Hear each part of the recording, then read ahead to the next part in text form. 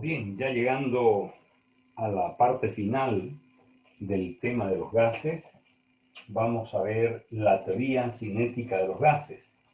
Lo que habíamos visto hasta este punto se llamaba la teoría clásica de los gases. ¿Qué es la teoría clásica de los gases? La teoría clásica de los gases plantea un problema y lo dilucida de manera experimental. En cambio, la teoría cinética de los gases plantea un problema y lo dilucida a través del conocimiento que se tenga de, de datos teóricos, de fundamentos teóricos que se llaman postulados. Es decir, la teoría cinética plantea el problema y lo dilucida a través de fundamentos teóricos, conocimientos teóricos llamados postulados. Vamos a enunciar algunos postulados de ellos. El primer postulado es que se considera que todos los gases están constituidos por partículas muy pequeñas llamadas moléculas, de igual masa y tamaño en un mismo gas, pero diferente en gases diferentes. Es decir, que todas las moléculas nitrógeno son iguales, todas las moléculas oxígeno son iguales, pero las moléculas nitrógeno son diferentes a las moléculas oxígeno.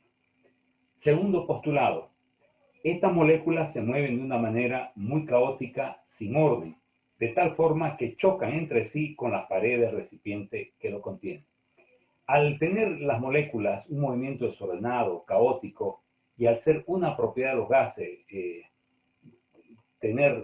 ocupar todo el volumen que lo contiene, lógicamente en ese desorden las moléculas chocan contra las paredes del recipiente que lo contiene. Pero de ahí viene el tercer postulado. El bombardeo contra las paredes del recipiente origina una presión, es decir, una fuerza por unidad de área promedio de las colisiones de las moléculas.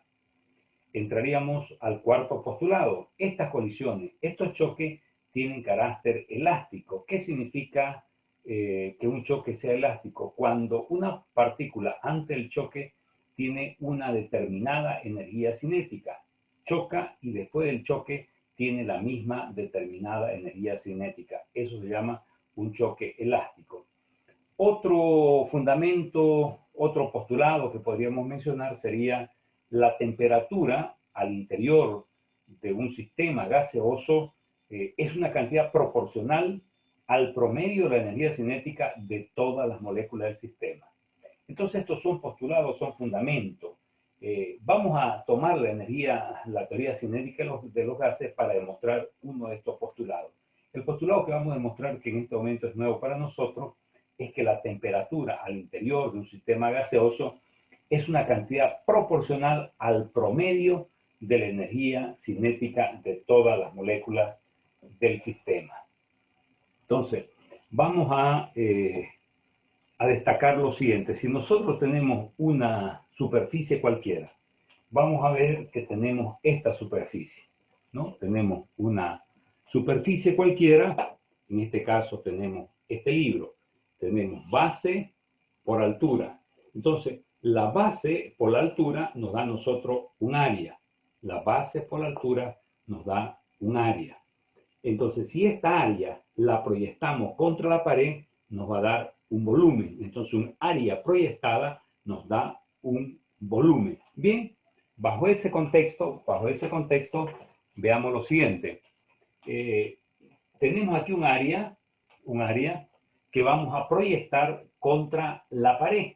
Entonces, al proyectar el área contra la pared, nos va a dar todo un volumen. Este es el volumen, ¿no? Y por ese volumen vamos a hacer pasar un fluido gaseoso. Y las moléculas que están en este fluido gaseoso van a llevar una velocidad rectilínea uniforme U. ¿De acuerdo? En un determinado momento, una molécula va a recorrer un determinado espacio, un diferencial X. Pero el tiempo que tarda en recorrer este diferencial X es un diferencial T de tiempo. Entonces, cuando el área se desplaza un diferencial X de espacio, entonces que origina un diferencial volumen. Entonces, vamos nosotros a tomar este diferencial de volumen para estudiar este postulado que queremos demostrar, que al interior de este sistema gaseoso, al interior de este sistema, donde hay un fluido gaseoso, la temperatura es directamente proporcional a la energía cinética de todas las moléculas del sistema que están dentro de ese determinado volumen. ¿De acuerdo? Bien, esta área vamos a dividirla en 6 partes iguales. Si esta área la dividimos en 6 partes iguales, cada una de estas áreas se llama una unidad de área. ¿De acuerdo? Cada una se llamaría una unidad de área. Si una unidad de área la desplazamos contra la pared, la unidad de área al desplazarse contra la pared nos va a dar una unidad de volumen. ¿De acuerdo? Bien. Vamos a suponer que por cada área se desplazan la misma cantidad de moléculas, ¿no? Las mismas cantidades de moléculas se desplazan por cada área y eso significa que en cada unidad de volumen vamos a tener la misma cantidad de moléculas. Muy bien. Vamos a dar alguna nomenclatura. Sea diferencial B el volumen cuando el área recorre un diferencial X de espacio en un diferencial T de tiempo. A eso llamamos diferencial volumen. Vamos a decir N con el 1 arriba es la cantidad de partículas que hay en cada unidad de volumen. En cada una de estas unidades de volumen, ¿ya? Vamos a tener N1 partículas. Y dz' va a ser la cantidad total de partículas que se encuentran dentro de este diferencial volumen. Entonces, si dz' es la cantidad total de partículas que está en este diferencial de volumen, sería entonces igual al número de partículas que hay por cada volumen por ese diferencial volumen. Pero ¿de dónde resulta este diferencial volumen? Resulta cuando el área se desplaza un diferencial X de espacio, ¿ya? Pero este diferencial X de espacio sería, como lleva un movimiento rectilíneo uniforme, sería velocidad por diferencial de tiempo. Por lo tanto, la cantidad de partículas que hay en este diferencial de volumen son N1A por U por diferencial de T. ¿Qué es este diferencial de volumen? Este diferencial de volumen es como si fuera una habitación. Y una habitación tiene 6 lados, ¿no? Tenemos el techo, ¿no? Tenemos el suelo, tenemos paredes laterales y las otras paredes. En total nosotros tenemos 6 lados.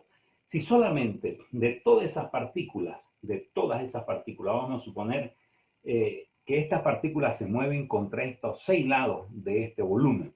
Vamos a suponer que la misma cantidad de partículas que choca contra un lado, choca contra el otro lado, choca contra el otro lado y choca contra cada uno de los 6 lados que conforman ese diferencial volumen. Por lo tanto, si tomamos como fundamento de que la misma cantidad de partículas choca contra cada una de las paredes, vamos a definir a dz, ya no dz', sino dz, ¿ya?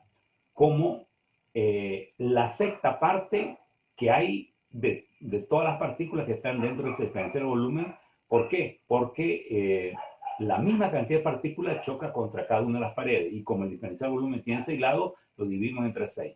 Entonces, a esta ecuación dz la llamamos nosotros ecuación número 1. Pero por otro lado, habíamos manifestado que estas partículas están con una cantidad de movimiento, ¿no? Están con un impulso. Entonces, vienen con este impulso y chocan contra la pared. Al chocar contra la pared, originan un impulso, ¿no? Pero vamos a suponer que al chocar contra la pared, el choque tiene carácter elástico. ¿Qué significa? Que cuando la partícula choca contra la pared con una determinada velocidad, después el choque conserva su velocidad. Por lo tanto, si decimos que I es la masa por la velocidad que viene a ser el impulso, vamos a definir el impulso total de una sola partícula. Como hay una conservación del impulso, una conservación de la energía, entonces el impulso total se define como el impulso antes del choque más el impulso después del choque. Pero como antes del choque es masa por velocidad y después del choque sigue siendo masa por velocidad, por lo tanto el impulso total va a ser 2 veces masa por velocidad. Y vamos a definir al impulso total de todas las partículas que chocan contra una sola pared como la cantidad de partículas, ¿ya? El impulso total de todas las partículas que chocan contra una pared va a ser a la cantidad total de partículas que chocan contra esa pared por el impulso total de cada partícula. Entonces, estos valores que hemos encontrado aquí, el impulso total de una partícula que definimos como ecuación número 2, y definimos la ecuación diferencial, la cantidad, el impulso total de todas las partículas que chocan contra una pared como ecuación número 3, la ecuación 1 y la ecuación 2 vamos a sustituir en la ecuación número 3. Entonces, diferencial I sería igual a dz, y dz tiene todo este valor por I' que tiene todo este valor. Entonces, de aquí simplemente nosotros tenemos U, velocidad por velocidad, es velocidad al cuadrado. No quiero factorizar en este momento 6 con 2 porque se pueden factorizar, sino por motivos que posteriormente lo vamos a necesitar, lo dejamos sin factorizar, 2 entre 6. ¿De acuerdo? Por otro lado, decíamos que las partículas chocan contra las paredes recipientes que lo contienen y originan una presión, es decir, una fuerza por unidad de área. Pero la fuerza, según Newton, es masa por aceleración. Pero aceleración es la derivada de la velocidad respecto al tiempo. Entonces aquí vamos a tener masa por una derivada. La masa es una constante. Cuando yo tengo una constante multiplicando una derivada, la constante la puedo meter dentro de la derivada. Por lo tanto, decir masa por diferencial U es como decir la derivada de la masa por la velocidad respecto al tiempo. Pero ¿qué he logrado al introducir esta constante dentro de la derivada?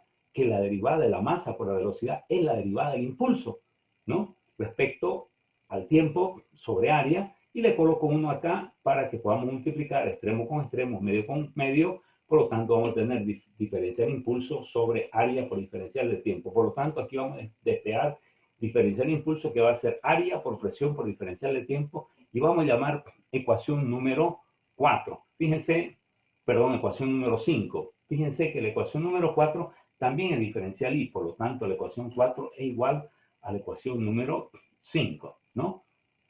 O la ecuación 5 igual a la ecuación 4. Entonces, área por presión por diferencial de tiempo va a ser igual a todo esto de acá. Acá simplificamos diferencial tiempo, simplificamos área y nos queda presión, que va a ser igual a 2 veces la masa por la velocidad al cuadrado por la cantidad de partículas que hay por unidad de volumen sobre 6. Si a esta ecuación la multiplico por la misma variable a un lado y al otro lado, no varía nada. Y vamos a multiplicar por el volumen de un solo mol. Vamos a multiplicar por el volumen de un solo mol. Por lo tanto, aquí vamos a ver que tenemos la cantidad de partículas que hay en una unidad de volumen por el volumen de un solo mol. Si yo multiplico la cantidad de partículas que hay en una unidad de volumen por su volumen total, voy a obtener la cantidad total de partículas que hay en un mol. Y eso se llama el número de Avogadro. Entonces, reemplazo y voy a tener que aquí tengo el número de Avogadro. Pero vamos a multiplicar esta masa por el número de Avogadro. ¿Qué es masa? Es la masa de una partícula. Si multiplico la masa de una partícula por la cantidad total de partículas que hay en un solo mol, puedo obtener el peso molecular. Por lo tanto, voy a saber que P por B para un solo mol es RT. Por lo tanto, voy a tener 2 veces el peso molecular por la velocidad al cuadrado sobre 6. El peso molecular es como si fuera masa. Y aquí vamos a hacer simplemente un artificio, un algebraico, ¿no? Vamos a despejar T, y como 6 es 2 por 3, de aquí vamos a decir que 1/2 masa por velocidad al cuadrado por 2/3 sobre R. Pero fíjense que 1/2 de masa por velocidad al cuadrado es igual a la energía cinética. Y con esto queda demostrado lo que el postulado que queríamos demostrar, que decía que la temperatura al interior de un sistema gaseoso es directamente proporcional a la energía cinética. Fíjense ustedes que esto es la teoría cinética de los gases. Nosotros hemos planteado un problema. ¿Cuál era el problema? Era determinar que la temperatura al interior de un sistema gaseoso es directamente proporcional a la energía cinética. ¿Cómo lo hemos dilucidado este problema? Simplemente a través de todos sustentos teóricos, fundamentos teóricos que son llamados postulados, y así diferente a lo que era la teoría clásica, que planteaba un problema y lo dilucidaba a través de la experiencia o a través del modelo experimental.